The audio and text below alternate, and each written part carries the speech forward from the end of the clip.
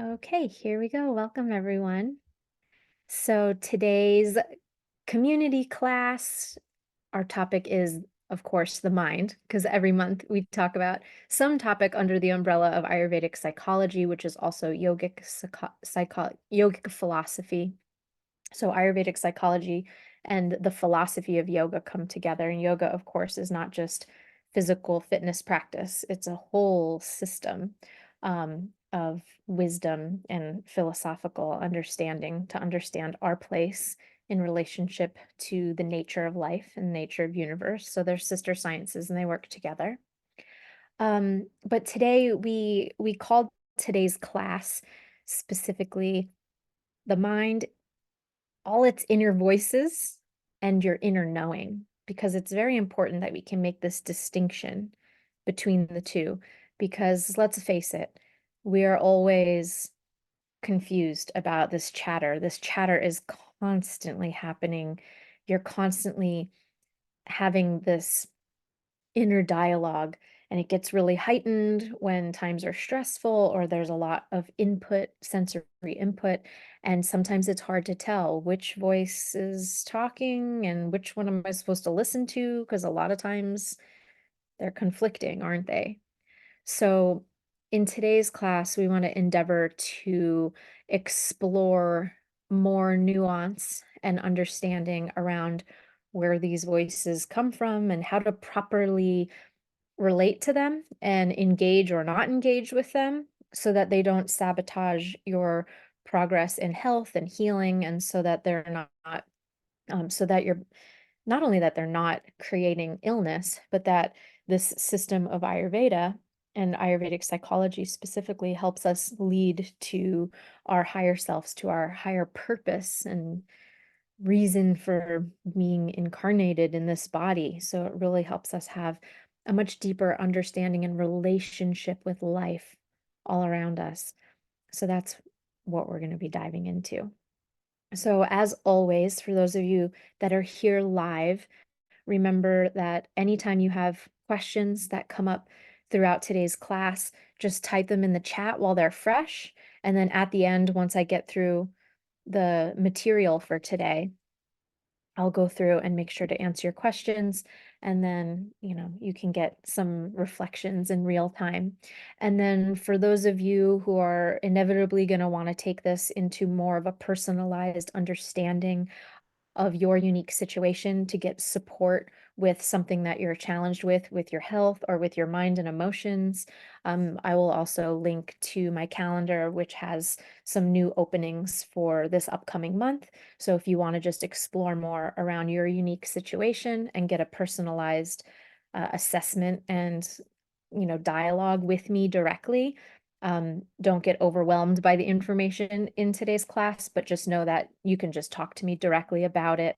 And so I'll also link to that so you can have that. And then if you're watching this as a recording, of course, all the links to everything will be below this video. All right, so before we dive in, as I promised you before I hit record, we're going to do just a brief centering, and I'm going to share one of the invocation mantras that we sing in the beginning of our studies of Ayurveda. At the beginning and end of any session, we usually chant an opening and a closing. I usually chant the closing with you in these classes, but we'll do one as the opening and use this moment to connect to your higher wisdom, to arrive in the seat of where you are right now, to be open your mind, to be receptive to new wisdom, knowledge, information as we invite these higher concepts, the Ayurveda, the wisdom of life in its incarnate form as it comes through words. And may I just be an instrument and a channel for that to happen.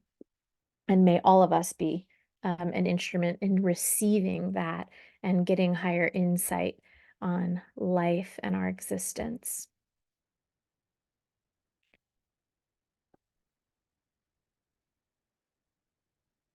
So taking a deep breath in and exhale, bringing all your energy here to where you are.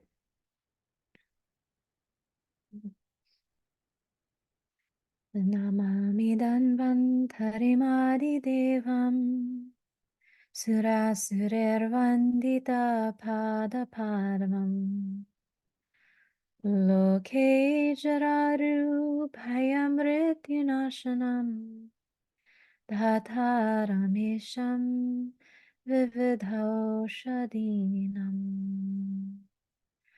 Om Dhan Dhanvantaraye Namaha. Hari Om Tat Sat.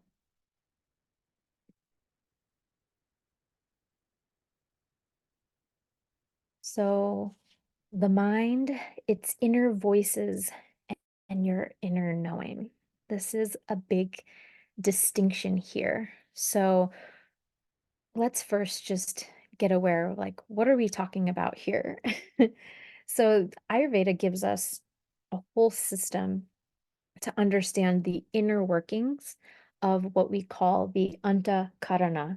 The antakarana are the way that you perceive life around you and how you interpret that and make sense of it and therefore interact and engage with it. So in previous classes, I think we're going back 2 years ago, we've been doing these monthly community classes for a while now, probably almost 3 years total. So a couple of years ago, at least 2 years ago, we did a class that I called the inner or the energetic organ you didn't know you had, or like the subtle energy organs you didn't know you had. And that's what this antakarana is.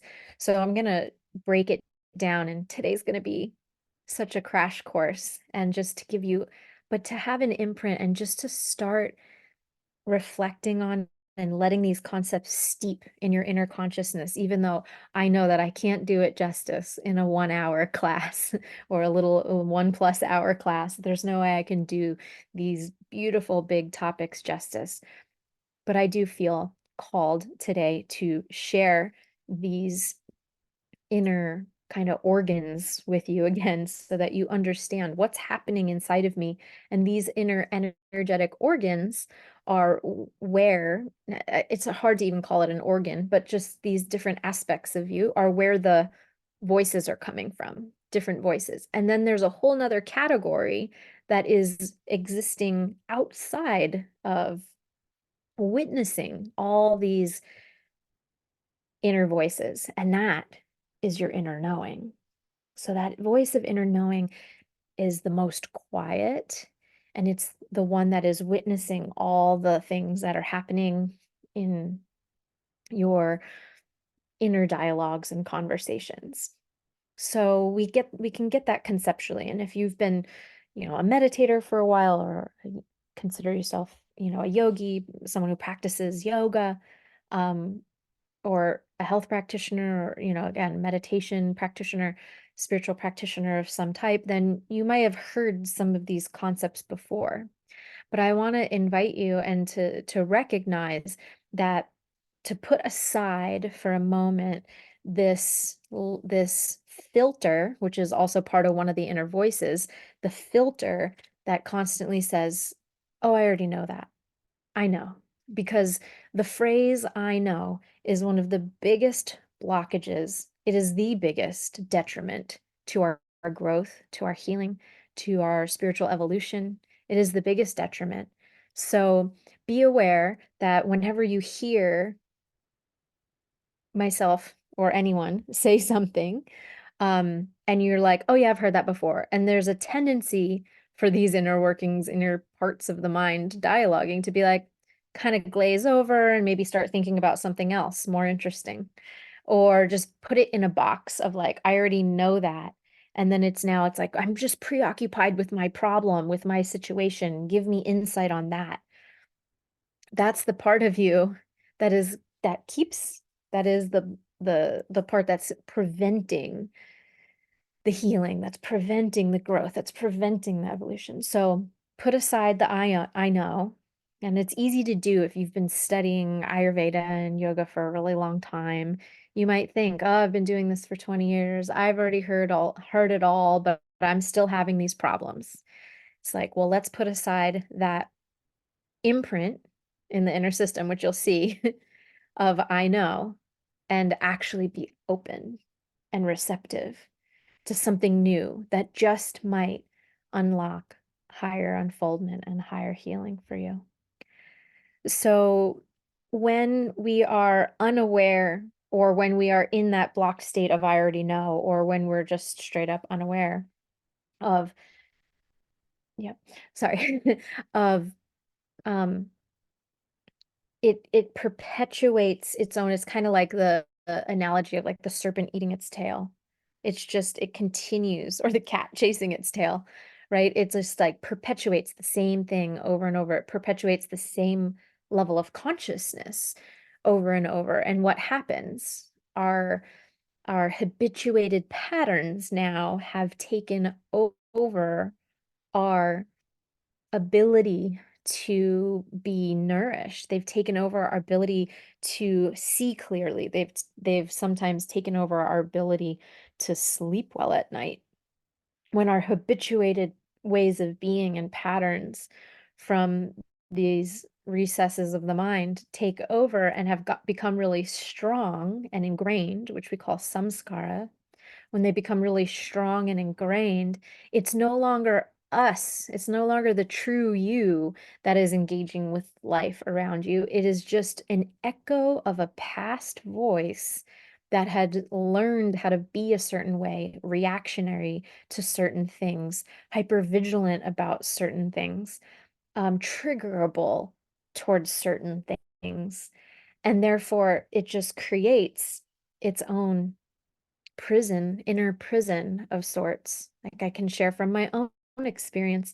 I went and I spiraled out in this period of my life where I was just waking up in the middle of the night with panic attacks, having like anxiety attacks. I couldn't even call it at that at the time because I didn't know. I was so unaware that that's what was going on. But once I actually started to heal, regulate my nervous system, reduce vata in my system, pacify all of these excesses in my body that were having lots of different opinions and voices and, hyper vigilant responses, everything started to regulate. And now in hindsight, I can see, oh my gosh, I was living all that time outside of my body. Like I was living all that time.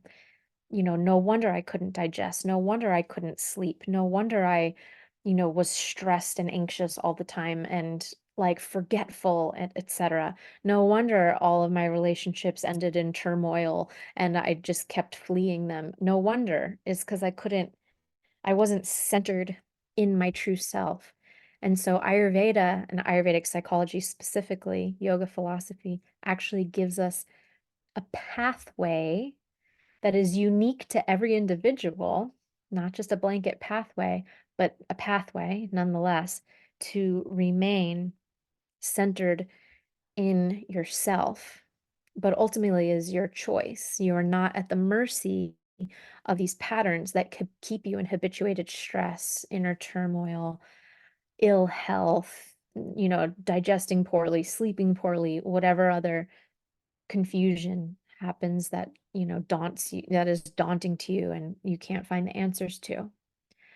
So there's just such a deep correlation here on all aspects of our health, and our relationships suffer, our identity and roles in life suffer, our satisfaction in how we spend our time each day suffers, our our feeling of alignment in the way we spend our time in our career, in our dharma, in our hobbies, like it all suffers if we don't understand the inner workings of the mind and the relationship of what's really happening. So, oh, okay. So this is our predicament that we want to start to widen our eyes to and learn how to relate to in a more healthy way. Hope this is making sense so far. I'm going to give you an example. I was reading this beautiful book recently, and we've heard this example before, but the author just nailed it in the way that he laid it out. And he was speaking very, very specifically to yoga philosophy and this concept that we're talking about today, and which is Ayurvedic psychology. And he equated it to a movie. Now, we all know, we've all had that experience, right? Where you're sitting on your couch or in a movie theater and you're watching the screen of the movie. And it's very easy when you really like the movie and you're really engaged in the movie that you sometimes lose your sense of self, like you completely lose your own self-identity inside the characters and what they're going through. And you're, especially if you're an empath kind of person and you start to feel what everybody's feeling and you start to go with them in their elation and you get deflated with their pains and their sufferings and you go through this whole journey with them. And if you're really engaged in the movie, you forget yourself so that when the movie ends, you're like, whoa, whoa, whoa, who am I? Where am I? Right? And so this analogy lands, I'm assuming, because we've all had this experience. But now let's break it down and look at what's really happening there. So the the reason we lose our sense of self in a movie is because at least two of our senses are synchronized and being captivated by the movie that we're watching. So in the case of the movie, in the movie theater on your couch, you're watching a picture, so your sense of sight is engaged, and sound, your sense of hearing is engaged.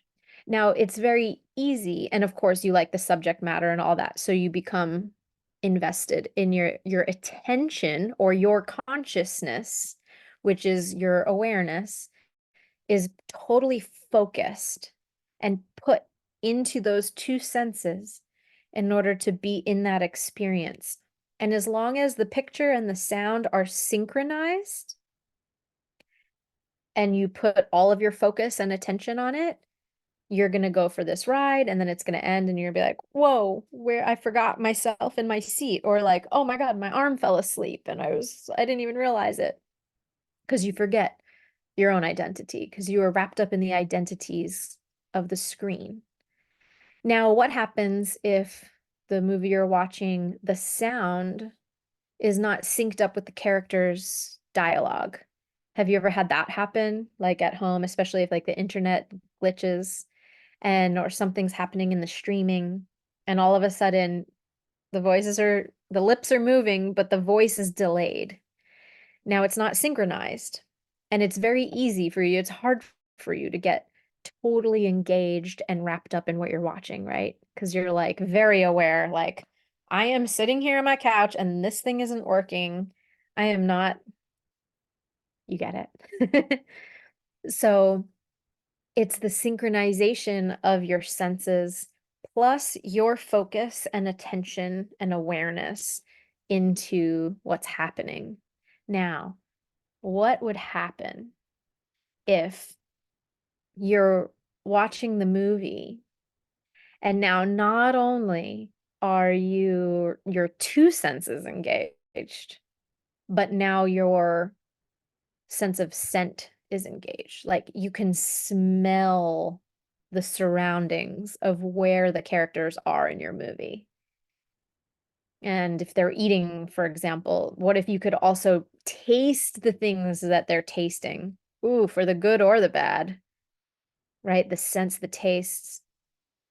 And then would you even want to approach the sense of touch inside that movie where you were feeling the cold or you were feeling the the the hit if there's like an action scene or the fight or the adrenaline rushing through you if they're fleeing and running, right? Like what if you could actually engage all five of your senses in a film? Then what would happen? You would be lost.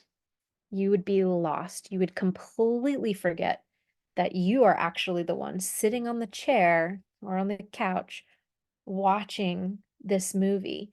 You are completely, all five of your senses are immersed now in that movie's experience. But there's still two things missing. If So all five senses, at least there could be your thoughts. So have you ever watched a movie where you're not so into it and your thoughts independently start creating their own dialogue, right? Like you're listening to a class that you're kind of like not super engaged in, so your mind starts wandering and you start thinking about, oh, I gotta go feed the cat. Oh, I really could be, organizing, folding the laundry, whatever. But you start having a dialogue. So your thoughts can happen independently outside of those five senses. So even if you're in this movie that you're watching, this film, all five senses are engaged. Your thoughts can still be happening separately, and your emotions, therefore, can also be happening separately. So these are two separate pieces.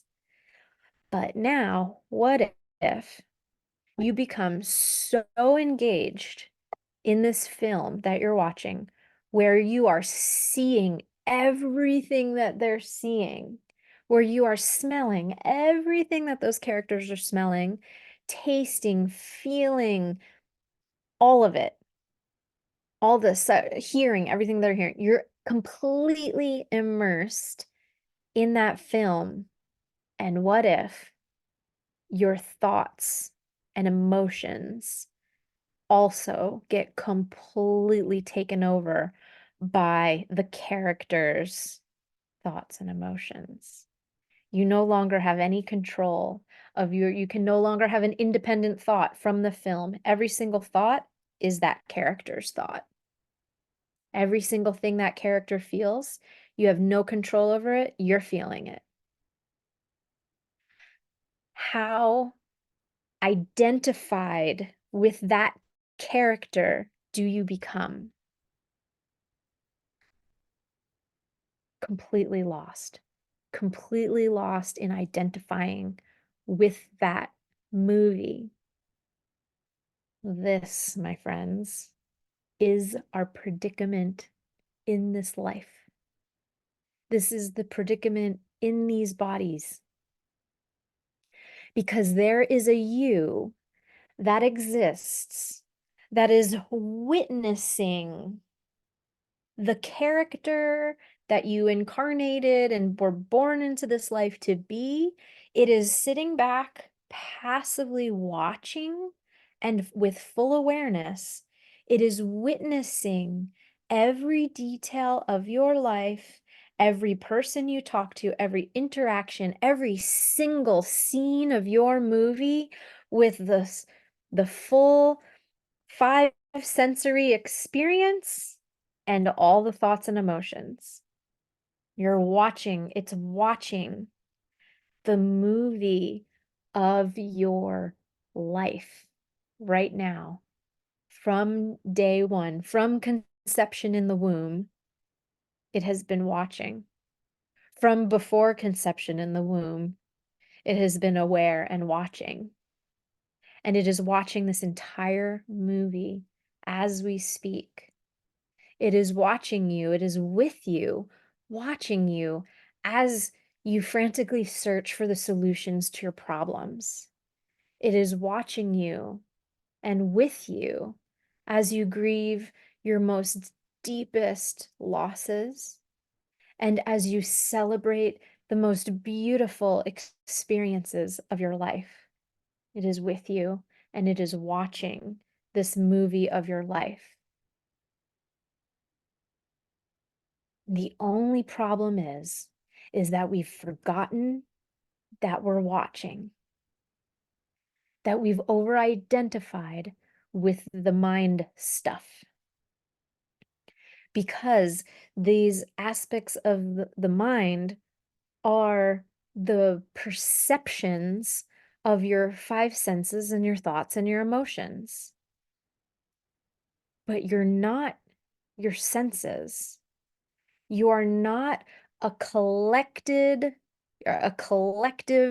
summation of your learned experiences in this life or any other life. You are not just a collection of those experiences. Every single incarnation has had significant traumas and limitations and hardships and stories and unique ways that they've experienced those. That's also every movie. And that's why you like watching movies and shows, is because you like watching other people's heroes' journeys. Because it wouldn't be an interesting movie. There would be no learning, there would be no growth if everything was only sunshine and rainbows and light and good.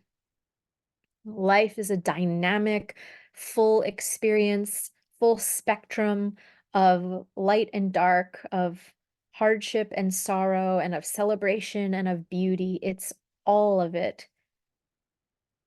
And so we are in these predicaments because we think we are all of it, but we're actually watching all of it. We've forgotten our position, our eternal position in the seat of consciousness, in the seat of awareness. And this is, in a very refined way, what the yoga system, what Ayurvedic psychology teaches us.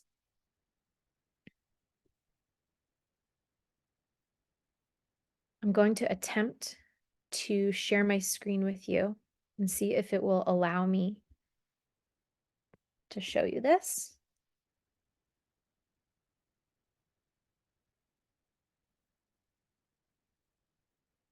Oh, great, it's working.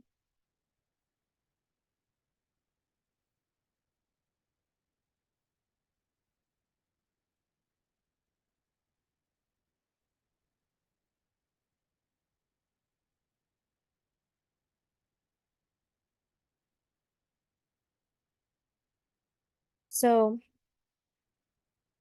these are the inner faculties.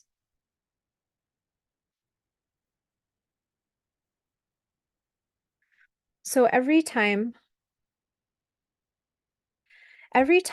your senses perceive, your senses are perceiving objects.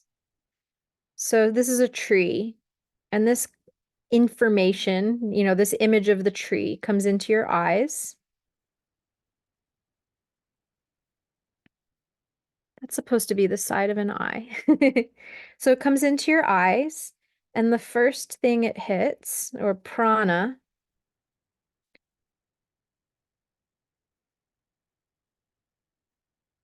prana is the flow of universal energy in life. So prana is what moves these sensory imprints into your eyes. This eye can represent any one of your sense organs, your nose, your ears, etc., your skin.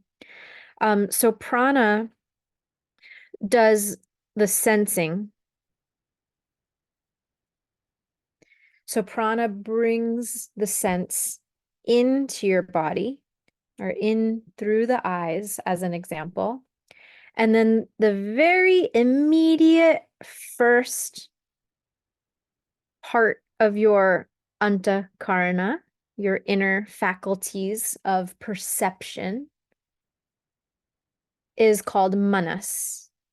So manas is your immediate feeling. So you have an immediate reactionary judgment of the thing that you are taking in through that sense. So your immediate feeling is going to be like simply, oh, yes or no, I like that, or I don't like that. You see, that's like manas. Like you see this tree and you immediately are like, oh, I like it, or I want to get away from it. Right? So this is the concept of manas.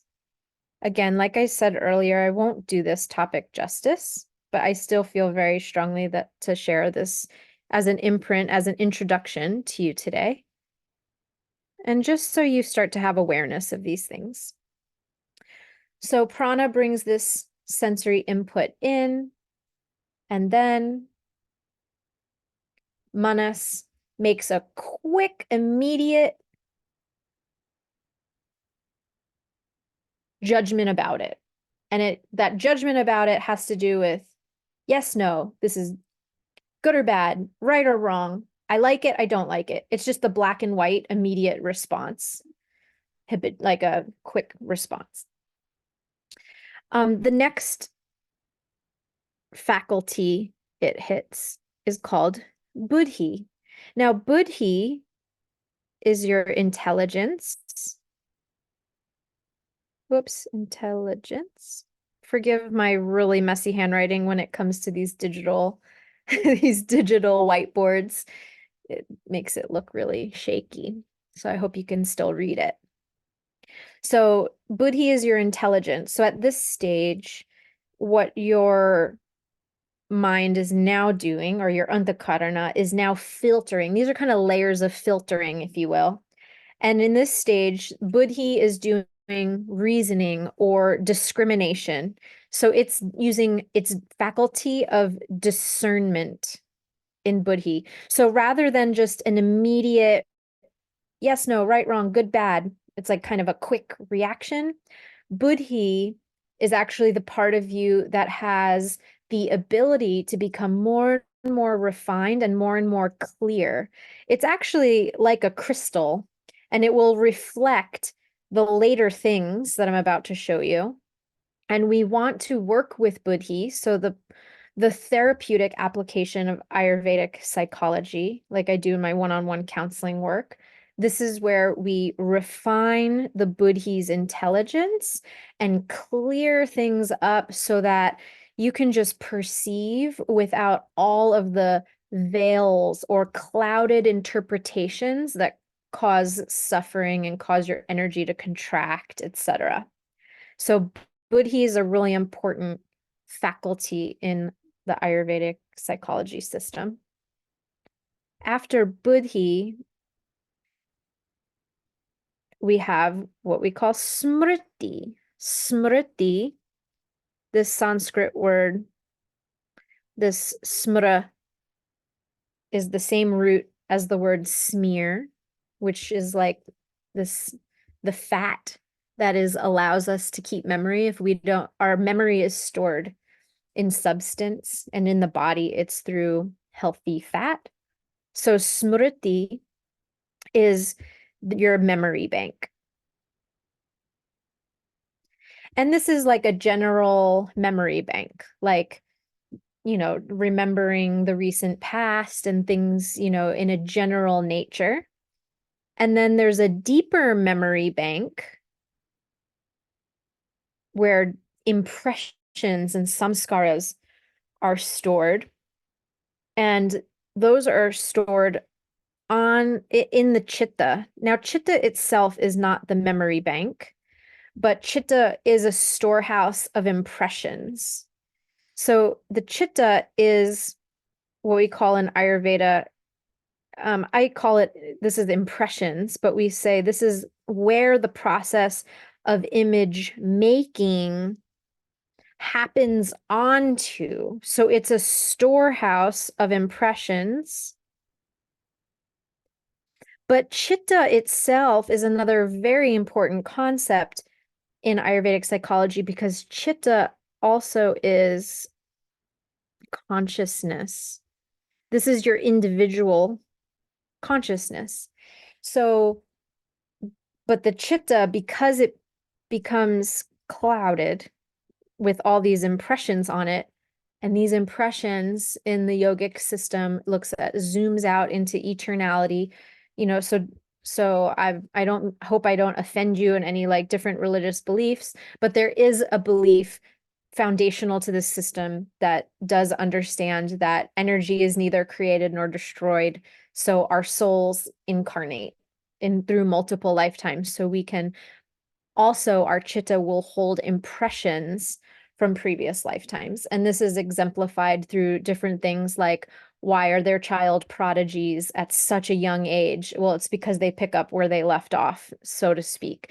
So there's lots of like evidence of this, but I'm not here to convince you or preach any kind of belief system. But I do want you to understand that chitta is consciousness that becomes imprinted by impressions over a very long period of time. Most definitely, it is, imprinted very much during your childhood. At the very least, you can always think of it in that way.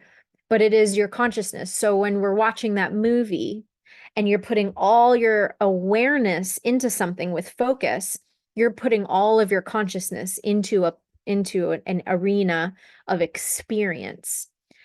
But who's the one that's experiencing it is, oops, hold on, is the ahankara. And I just need to erase this so I can fit. So ahankara, I'm going to write it like this. Ahankara. Kara, like the word karma, it means action in Sanskrit. And then aham means I am. So ahamkara is the I am maker. It's the one, this is you that we, think of as the ego. This is my sense of self. This is the I am maker. So simply said, it's the one that tells you I am maker. This is the one who has identity as this limited self, because the ahamkara has a center and a edge where I end and the rest of other things begin. So, but ahamkara in this system of antakarana, this is what the whole thing is. These inner faculties. Ahamkara is the image maker. So ahamkar is the one that is making these impressions into the chitta,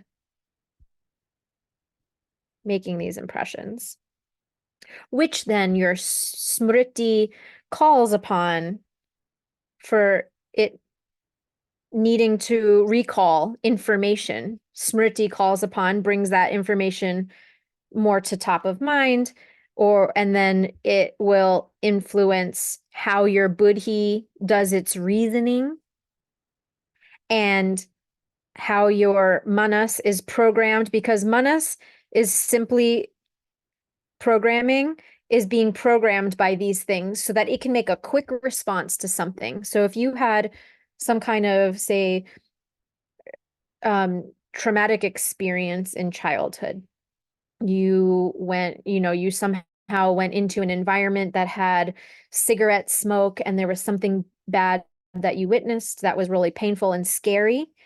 Now, anytime you walk into an environment that has a similar dark, similar kind of smoky haze, kind of dark environment, and you smell the smell of smoke, you're instantly going to have this manas reaction that says, get me out of here, and you're going to leave. Now, some of those are supportive. So this isn't a bad thing. Some of those are supportive. It's the purpose of the manas is to keep you safe and just to make quick decisions so you don't have to figure everything out every single time. It's like, this is a very efficient system of perception. So the antakarana is a very efficient system of perception that's happening inside of you all the time, every second of every day, even while you're sleeping, because you're watching a different movie screen when you sleep. The mind goes through this whole thing constantly too. So these are the faculties, these are the parts, these are the aspects that when we work in Ayurvedic psychology, we work with how do you work with these images and discern between the ones that are supportive and the ones that are unsupportive to my ultimate goals of life. And if I'm having habituated patterns that are reactionary or that are keeping me closed and stagnant in my health, or sabotaging my habits and decisions, or making me unclear, or making me scared for no reason, or making me, not be able to feel love and closeness, and friendship or intimacy with other people, then there's something that needs to be refined here with buddhi and with chitta. But really, what it all comes down to is that these are the faculties of your perception as an individual identity of you, the person that is just sitting across from me in this virtual chair in this virtual classroom. But the whole premise we were talking about today is the inner voices and your inner knowing. All the inner voices are coming from like the chitta and the smriti and your manas. Because of these imprints, this has created all kinds of inner voices. And this is where therapeutically we do use modalities to help heal and make peace with these inner voices that have been programmed into chitta. Some of them are you hear as your own, and some of them are echoes of other people's voices that have dominated over you, hurt you, mistreated you. And so those are obviously the ones that are most likely unsupportive. And then there's lots of supportive ones that that are out of balance because of the hurtful ones. So there's not a harmony between them. There's a hypervigilance in the system. There's a habituated samskara. There's a way of being. Dr. Ladd likes to call this samskara, that it makes a scar. Samskara is a groove, which is like this groove in the chitta. He calls it a scar on the brain. Dr. Vasant Ladd, he just likes to do the play on words. It's not necessarily on your brain because your mind, this whole system is not only in your mind. We only point to our mind as our head because this is where we have the majority of our sense organs that are perceiving stuff. This is where we see life. This is where we hear life. This is where we smell life. This is where we taste life through. And we have a lot of nerve endings here too. And then we have nerve endings on the rest of our body. But the imprint and all this that I'm talking about, all of these different components are not in your head, and they're not limited to your nervous system. They're in every cell of your body. They're in your fascia, in your connective tissue. They're in your organs. They're in every cell of your body. But Ayurvedic counseling and Ayurvedic therapeutics works on all those levels to really be able to make a positive impact on chitta, and especially to create more clarity with buddhi and chitta. And it does that through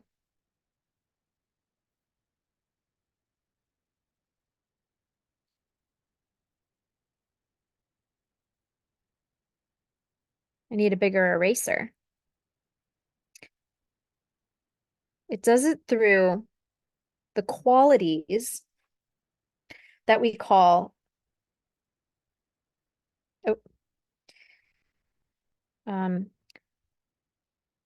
sattva, working with sattva, rajas, and tamas. That's an S. Tamas. So your entire antakarna, your entire mind, and your ahamkar is made out of sattva, rajas, and tamas. These are the three foundational.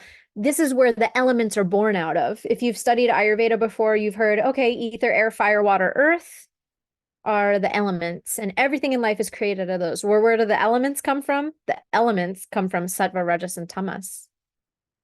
All of your sense organs and your ability to see, taste, touch, hear, and smell, shabda, sparsha, rupa, rasa, gandha, all come from sattva, rajas, and tamas. So these are the more essential pieces of the universe, of nature, that give birth to all of these sense faculties and all of these pieces of existence. But therapeutically, we want to help purify rajas and tamas out of the system, the body-mind complex, because rajas and tamas are what keep people stuck. So tamas is the aspect of our ignorance. This is our blind spot, and this is our stuckness in their negative expressions, because there's no positive or negative associated with sattva, rajas, and tamas. Basically, everything in nature, all the yin and yang of nature is rajas and tamas. It's solar, it's lunar, it's night, it's day. It's these beautiful cyclical patterns of life and of nature. And there's appropriate applications of rajas and of tamas at during the right time, place, and circumstance. Like for instance, tamas is the lunar energy, and we need tamas, which is heaviness, dullness, inertia. We need that to be able to sleep at night. We need it in its in a healthy amount. But if it pervades our system and takes over, then we're sluggish and lethargic all day, every day, and we can't see clearly. We have brain fog. And this is what I'm talking about with the ignorance and stuckness and lack of clarity. Now, Rajas on the other side of the spectrum, Rajas is solar, and it is in its psychological expression, its excitability, its busyness, and it's hyper excitable. So it's kinetic energy. So Rajas is energy in motion, and it's in a lot of motion. And Tamas is potential energy, energy that's still and stable. So excitability. But we're talking about them in psychological terms. We're kind of looking at, okay, Rajas and Tamas is pervading our entire Antakarna. It's pervading our mind.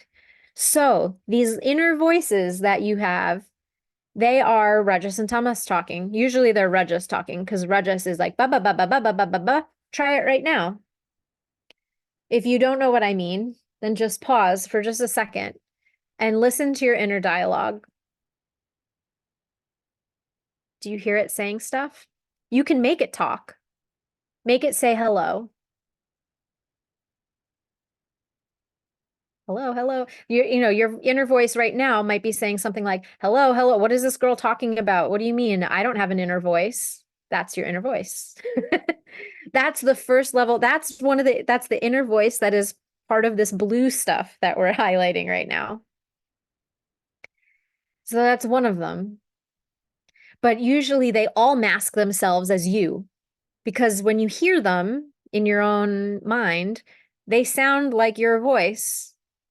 So it's all those characters on the movie screen, except now there's no distinguishing between the victim and the villain and the savior, all of them. They're all happening inside, and it's hard to distinguish, and they're all talking at once. And some of those voices are the frozen parts of you from childhood that didn't have their needs met. Some of those parts of you are, dreams of yours that have died, or that you still have hopefulness towards, but that you feel incapable of fulfilling.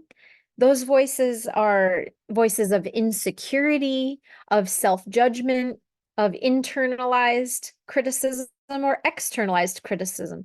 Those inner voices are making commentary on the whole world, and sometimes externalizing its drama and making commentary, and because it doesn't want to face its own inner world. So this is Rajas and Tamas, okay, in this way that we're describing.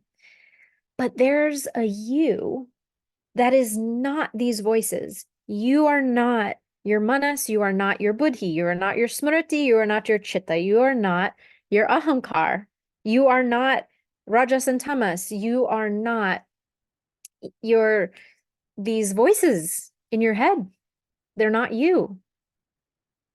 The ahankar is so grasped onto its identity that it is you, this, your first, middle, and last name. When I ask you, who are you? How do you respond? Oh, I am a teacher. So you tell me, but those are the things that you do. Who are you? Oh, I grew up here. Oh, I had this family. This is what my family loved. I grew up in this place and then I moved to this place. Okay, that's where you went. But who are you? Oh, I like to eat this. I like that. I like doing these things. Okay, those are the things that you like and dislike. But who are you? We have to ask ourselves this constantly. Who is the one doing the talking right now? Who is the one doing the talking? The true you is the one that is behind all of this, that is witnessing consciousness,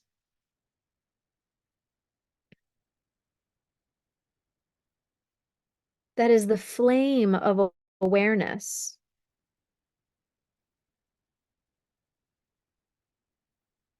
This is Atman, or soul, or capital S, self. This is the witnessing consciousness,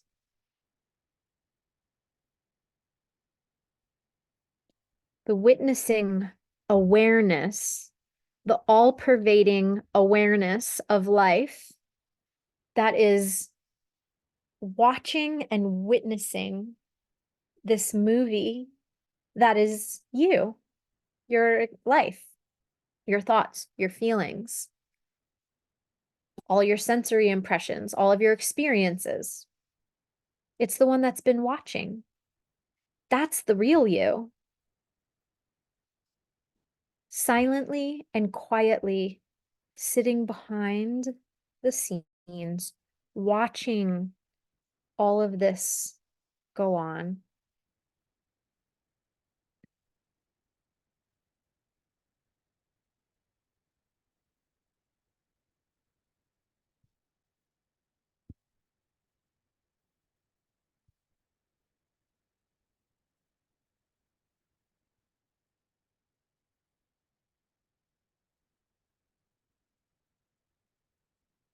When consciousness became aware of itself, it gave birth to universal consciousness, what we call Mahat principle.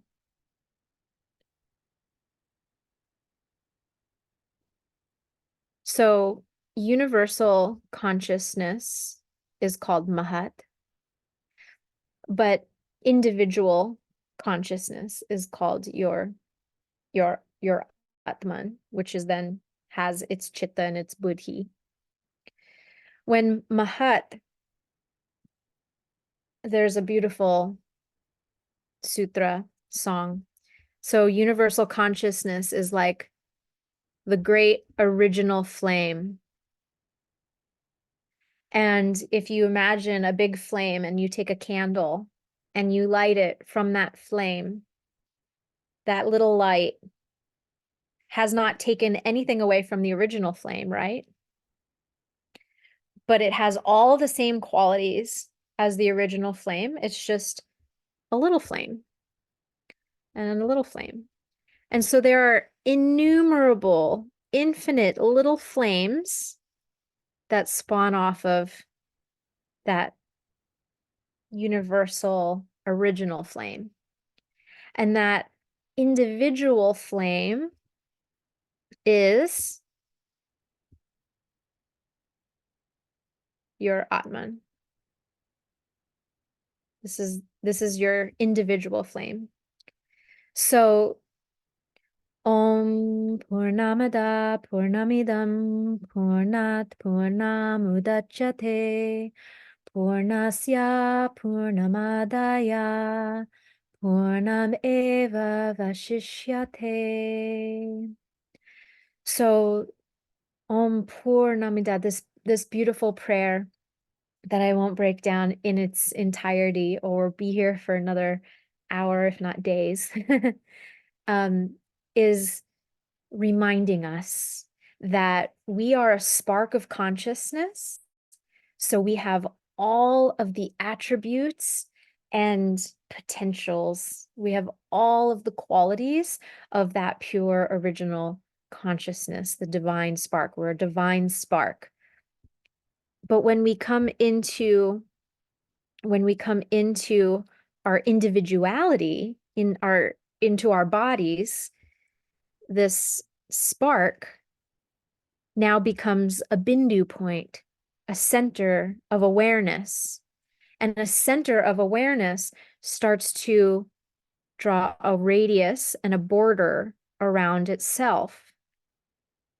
That border around itself is your ahamkar. So you have to have a center of awareness and this border around yourself to have a sense of I am.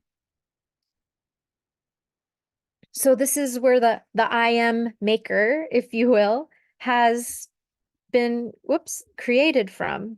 Your I am maker is simply your center of consciousness that started as a divine spark, now has a relationship between itself and is experiencing itself as a separate self from others. So there's distinguishing uniqueness and beauty that is you. And that can't be fit into a box. That can't be fit into a box of Vata Pitta Kapha. That can't be fit into a box of your cultural upbringing, even.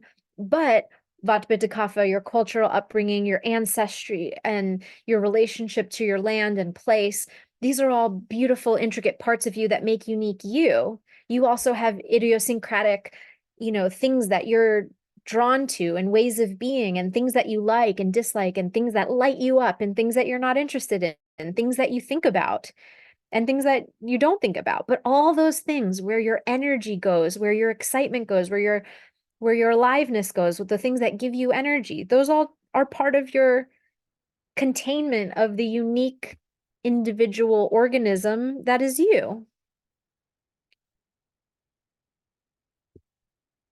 Oh, where did my notes go? There it is. So, oh, that's not it. There it is. Here we go. So,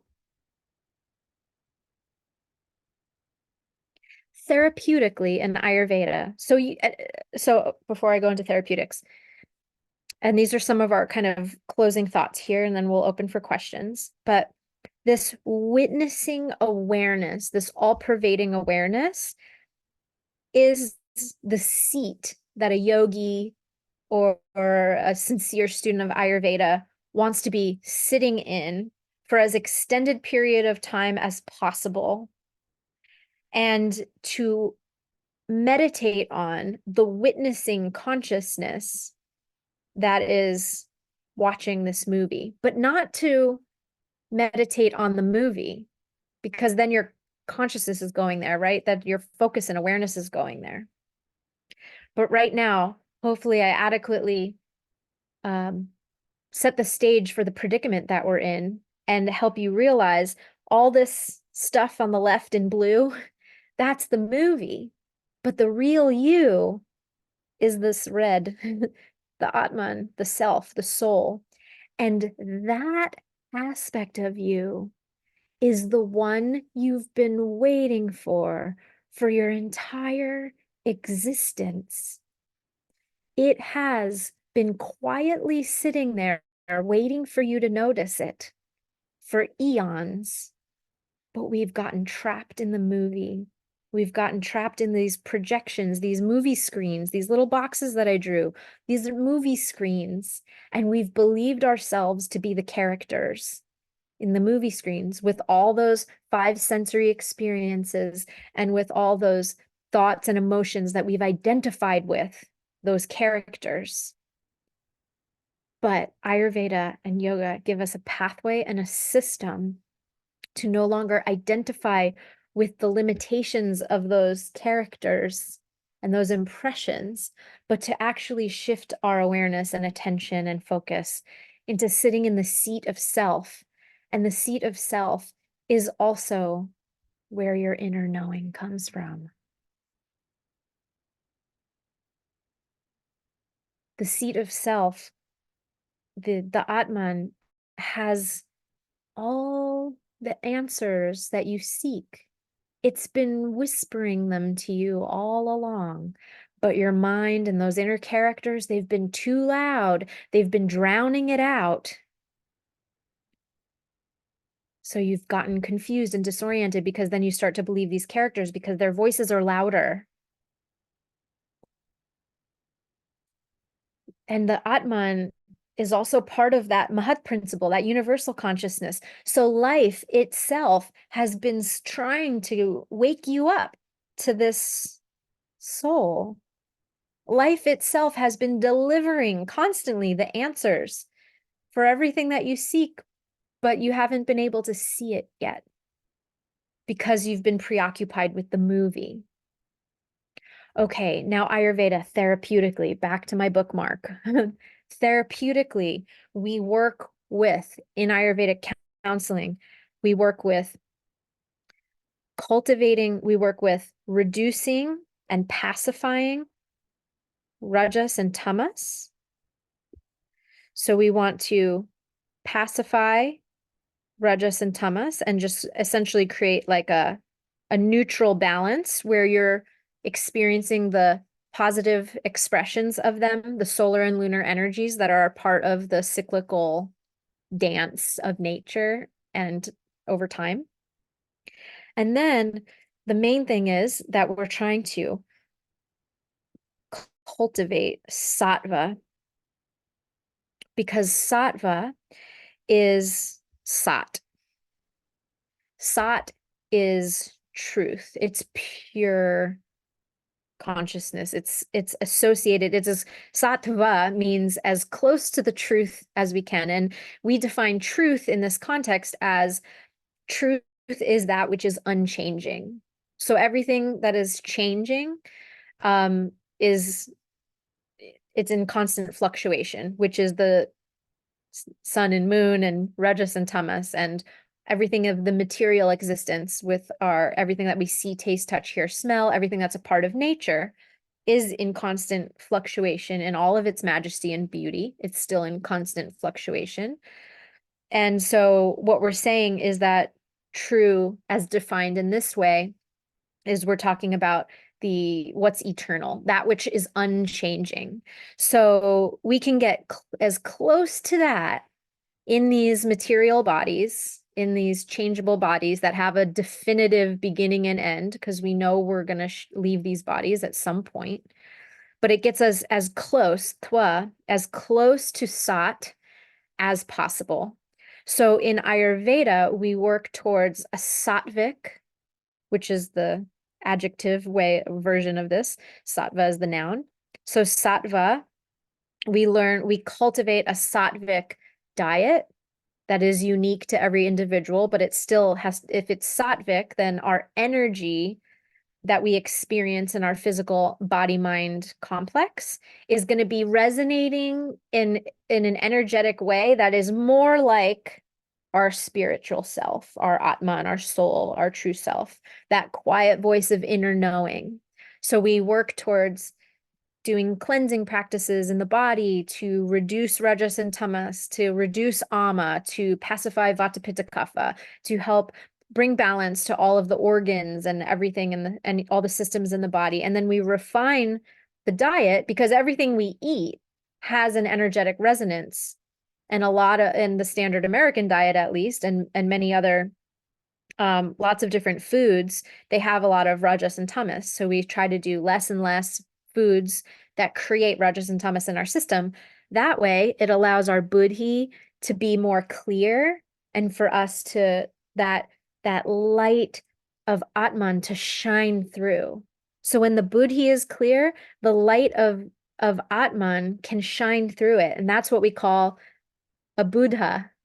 So a buddha is one that has a perfected buddhi that allows, because like I said earlier, the buddhi is like a crystal. So the light of of pure witnessing awareness and consciousness can shine through this body-mind system. And that's why when you're in the proximity of a real embodied saintly being, you just feel peaceful. you just feel luminous because they're exuding that.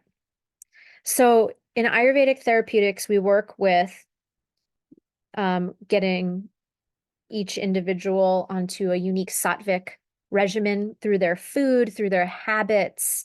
And that's only phase one. And then we start refining the relationship and clearing up the chitta and bringing that consciousness into those impressions. That's where the deep work begins of healing and repatterning those samskaras. But ultimately, it's by cultivating sattva through that therapeutic process of healing the inner aspects of ourself, metabolizing our past experiences, moving the emotions through the channels out of the body so we're not holding onto and contracting them, and engaging in very specific practices that helps us contemplate have with full awareness the part of you that is witnessing. So instead of being aware of your thoughts, you're aware that you're aware of your thoughts. That is meditating on the Atman. So instead of being aware of your thoughts, which a lot of meditation today is, just watch the thoughts like a cloud moving past. That's important. That's stage one. But if Rajas and Tamas continues to pervade your system, you need Ayurveda to help lighten the load so there's not so many clouds going across your awareness. Right? Not only are they not always clouds, they're like a whole light show and a whole concert and a whole movie happening on that screen. So Ayurveda gives us the tools to kind of start to slow all those impressions down, that movie down. But then we need to simultaneously be reinforcing our sitting in the seat of consciousness, this conscious awareness, witnessing, the seat of witness, just the witnessing awareness that is watching. Dr. Ladd used to say, watching the watcher, watching the watched. That's this concept of you're not just being aware of your thoughts, you're aware that you're aware of your thoughts. You are watching the watcher that's watching the watched, the objects. But you're not that tree. You're not that cup in front of you. Like I could stare at this cup all day. Am I going to all of a sudden believe that I am the cup? Gosh, I hope not. But that's what we do with our thoughts, just because they're more subtle than this cup. Our thoughts are objects in the system of Sankhya. Our thoughts are objects. Our feelings are objects. They're things that we are observing. They're objects, not because we're objectifying them and minimizing them, because they matter. We still need to metabolize them and learn how to relate to them with kindness, compassion, curiosity, etc. That's how we do the healing work therapeutically. But we can't they will continue. It's unending. The trauma work even is unending. The objects of our inner self will continue to pervade us as long as we exist because we're made up of them. If we don't have them, we don't exist. So instead, we can redirect our focus instead of diving in with our full awareness and consciousness into the movie screen and forgetting that we're the ones sitting watching. We become aware. You meditate on the that you're aware that you're aware. You meditate on this witnessing awareness.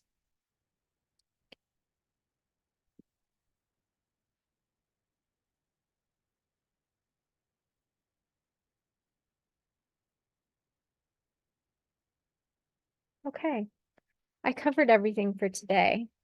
I hope that this was supportive for you. And I'm just going to check right now, see if there are any questions, and then we'll wrap up for today. I put that link.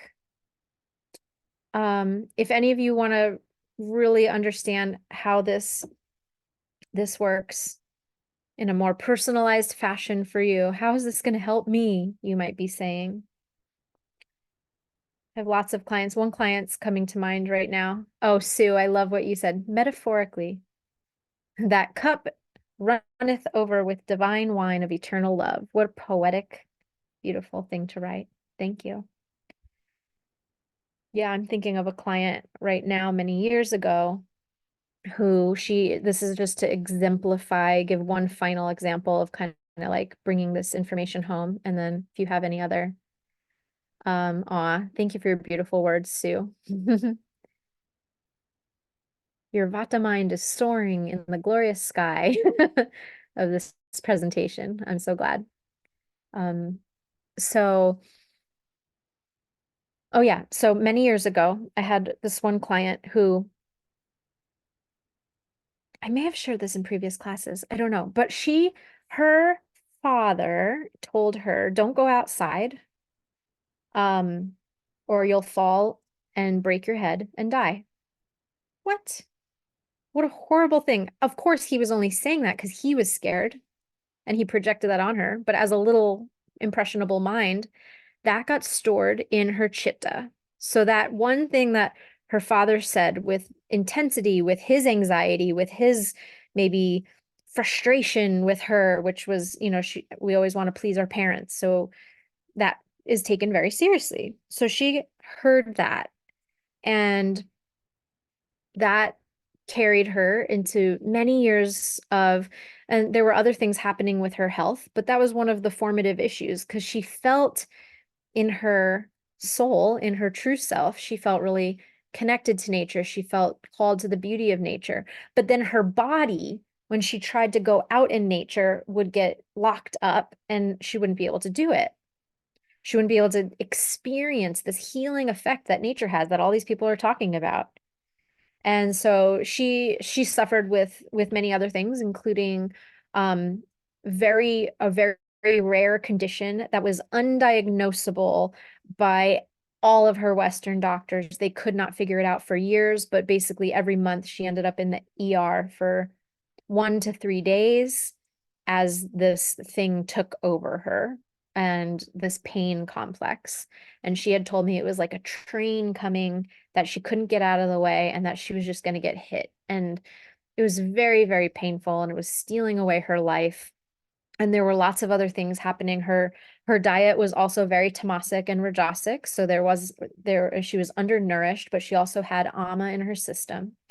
And she also had these intergenerational patterns where she didn't experience direct abuse, but her mother, grandmother had experienced certain types of abuse that she still had in her body because these are handed down from womb to womb and from generation to generation. So there were certain tendencies in her that confused her.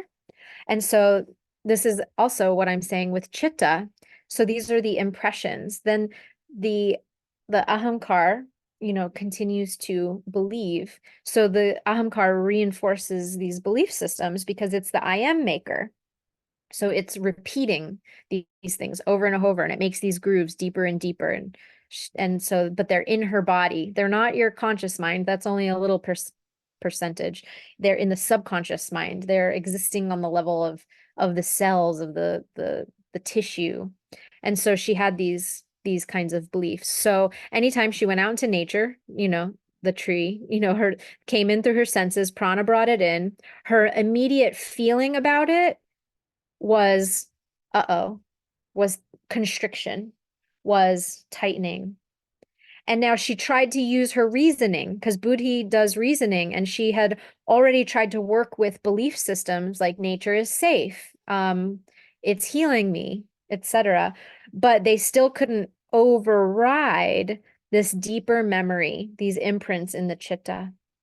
So we worked therapeutically through this system of Ayurvedic counseling and did these different processes. We worked with her diet to clean things up and to make sure that she was having a more sattvic experience. We cleaned up the rajas and tamas. We cleaned out the ama. We had her do some cleansing specific to her unique needs. And then we started doing practices that were specifically geared to her to help her identify more with Atman. And this time I wasn't even teaching this in this way. I never told her. If she's listening to this, she's gonna be like, "Oh, that's what we're doing." But it was helping her identify. She did some immersions with soul, with Atman, and she started identifying more with this. And then we also use the Ayurvedic practices that help wipe, it kind of softens this like matrix of the chitta, as you can see, or kind of erase, and it creates like a clean slate. And then she came to a retreat of mine, and we went through a big, beautiful hike. And it wasn't that hard for her to face her fears of nature. She was like, wait a minute, I think I'm supposed to be scared. I think this is the point where I'm not going to be able to go any further. And then even, and like that feeling, we just sat with it. And she also learned how to relate to those triggers. But the triggers were no longer there because the samskaric impression had already been worked with. So it doesn't take a lot of willpower to rewrite the samskaras and the chitta. It's like we're not trying to chisel away at a rock. The Ayurvedic system helps soften everything so that you can just create new habituated ways of being. And then from there, so she was able to reverse this condition. And the doctors are like, well, we never knew what that was, but I guess you don't have it anymore. But she got her life back. She got her life back. She was able to work into the career of her dreams and progress things beautifully in her relationship, and mainly, feel comfortable in her own skin and feel a sense of safety no matter where she went in the world out there, which is a much bigger world than the world inside of buildings, that she was kind of trained to feel. So I hope that one example gives you that. Again, thank you all so much for being here, for sitting through this beautiful topic with me. Forgive my limitations in being able to really do any justice to Ayurveda in this big, beautiful topic, but it means so much that you come here live, that you let me see your beautiful faces on camera, and that you share. And for those of you who are watching this recording, please post your questions below, any questions that came up during the class, and so I can answer those and reflect on those. Book a time on my calendar. That's also linked in the chat and in the notes below this video. And just let me know. Let me know more topics and more things that interest you, because your questions and your feedback help me create these classes. So Anna asked, how this psychology ties into the Ayurvedic application of Vata Pitta, and I think you mean Kapha there, and how does the victim consciousness aspect come to what you were sharing today? So Vata Pitta Kapha, when those are in excess in the body mind system, they're the one of the first voices that are going to clog your whole ability to hear clearly.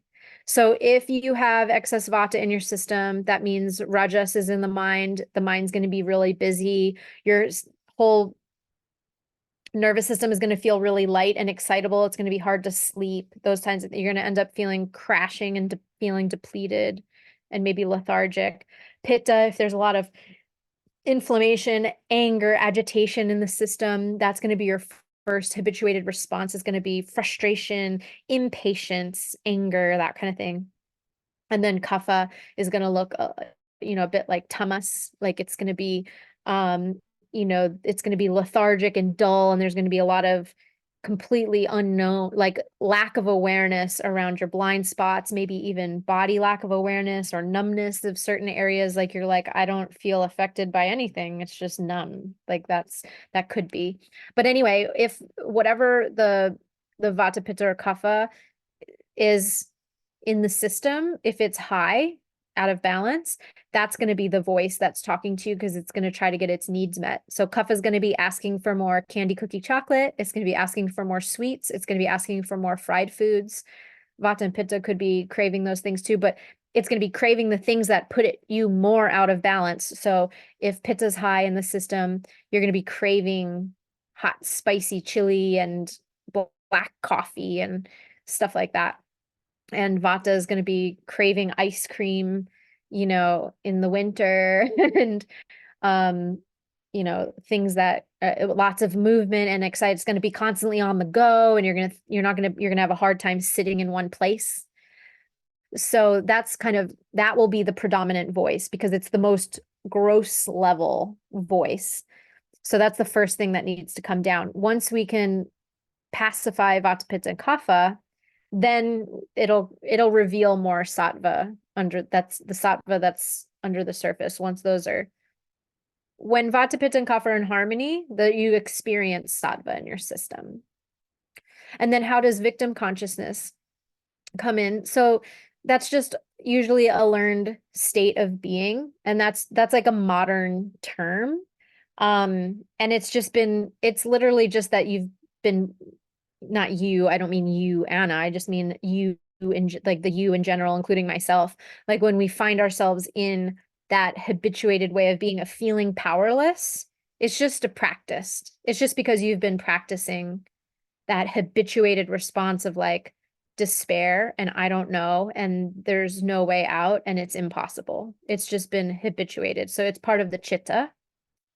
It's part of that habituated way of being, and we learned it somewhere, but it's also part of it's the dynamic. Like if you've ever heard the drama triangle, this is just like more modern psychology thing, but it's like one of our habituated voices is going to be the victim. One of our habituated voices is the villain. And one of the habituated voices is the victor or the savior. And these three happen inside of us.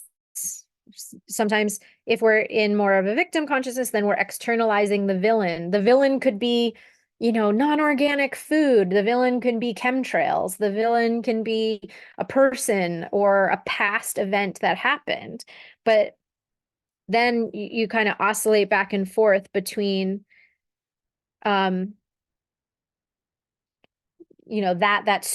which swoops in to save the day or make you feel momentarily better, and then back and forth to victim. So you just have to remember that this triangle isn't you.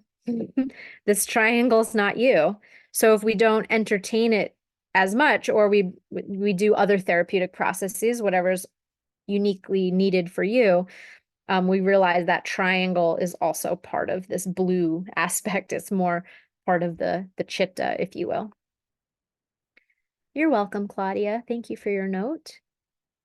Sue says, could our sense of reincarnation be explained in present day epigenetic terms as ancestral memory passed on through our DNA, genetic memory? Yeah,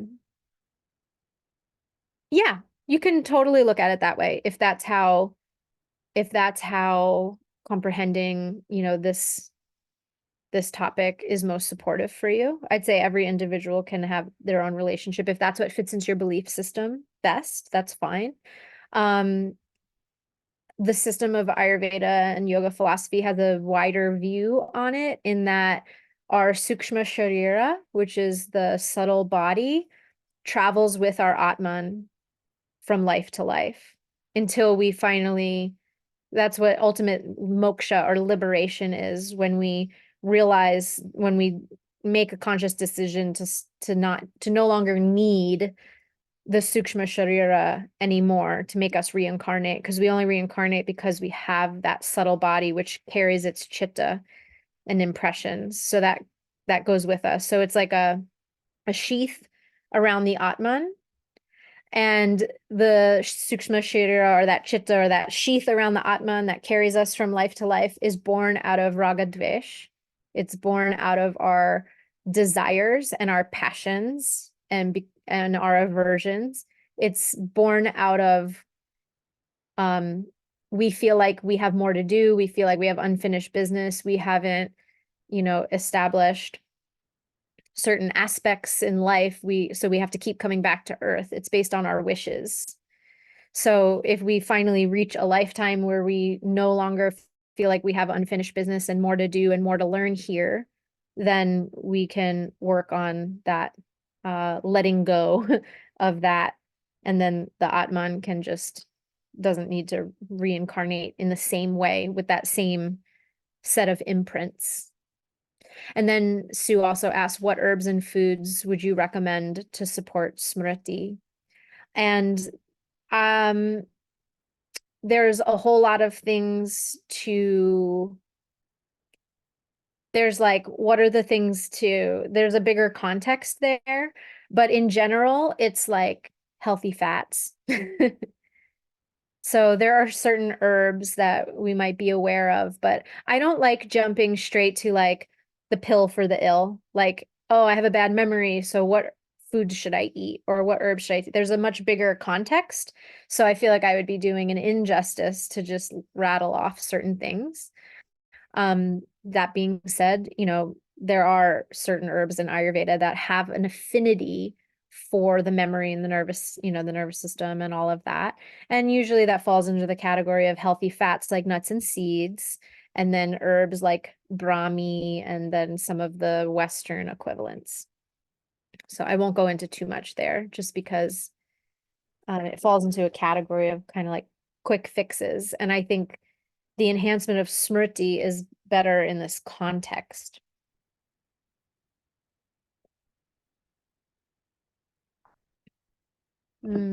Beautiful share, Anna.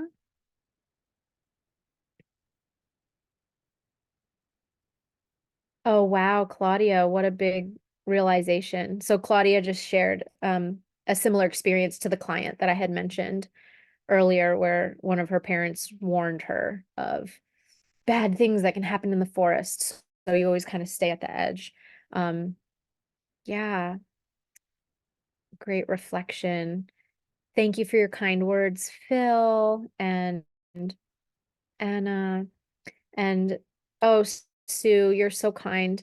Um, you all don't have to pay for these classes. I do. So Sue asked if you have a Venmo or PayPal to submit a gratuity. Um, donations are always welcome. We have a small little 3-acre Ayurvedic farm here where we feed our community for free and we take care of cows and rescue animals and stuff.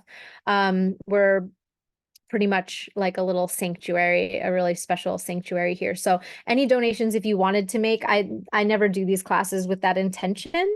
But if you do want to make them, I would be happy to post. My Venmo is just Alicia Lynn Diaz. That's probably the quickest thing. So thank you. But again, it's not required. But your money would be going to very good use to feed people and to feed animals and to make a safe sanctuary for the land and everybody. And then last question here, and then we'll wrap up for today.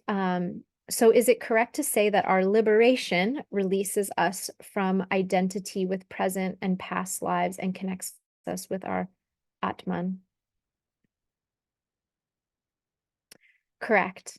Yeah. So the process of moksha, which there's yeah, the ultimate moksha is the ultimate liberation back into pure self-realization, which is complete and total unwavering self-identification with the Atman, the eternal soul. Tarasmiham, tarasmiham. I can't sing the whole song, but there's this beautiful song that Dr. Ladd's grandfather used to sing to him when he was a baby, and it's all about the nature of the eternal soul. And it says, I am that, I am that. It says, it goes through all the different things we talked about today. I am not the mind, I am not the thoughts, I am not the ether, air, fire, water, earth, I am not all of these things. I am not my emotions, I am not da da da, fill in the blank with all the objects of external life. And then it says, I am the eternal soul.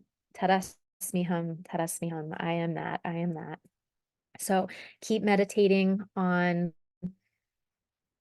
not your thoughts, but on the fact that you are aware, the one that is aware that you are having this movie screen of life, the one that is aware that you're having thoughts. Meditate on that Atman and continually ask the question, who am I? Who am I? Who am I? And keep winding back that consciousness into the deeper and deeper truth of who you are. And if you need help and support with the Ayurvedic therapies, Ayurvedic counseling, hop on my calendar, and I have openings coming up this month. So much love. Thank you for your beautiful words, Anna. Thank you for your beautiful words and presence. All of you will sing one final closing mantra to just bless up the world and send all the goodness that happened in today's session. Just may it be in service to all beings on all planes of existence. Loka samasta sukhino bhavantu. Om shanti shanti shanti. Hari Om Tat Sat. Blessings, friends. Thank you so much. I'll see you next month. And for those of you who have not joined our monthly classes, make sure you enroll in those. They're free for just our community here. AliciaLynnDiaz.com / oh no, you just click the button that says workshops or something. You'll find it on the website. I'll link it below the recording. Okay, friends, I'll see you soon. Blessings. Thank you. Hari Om. Hari Om.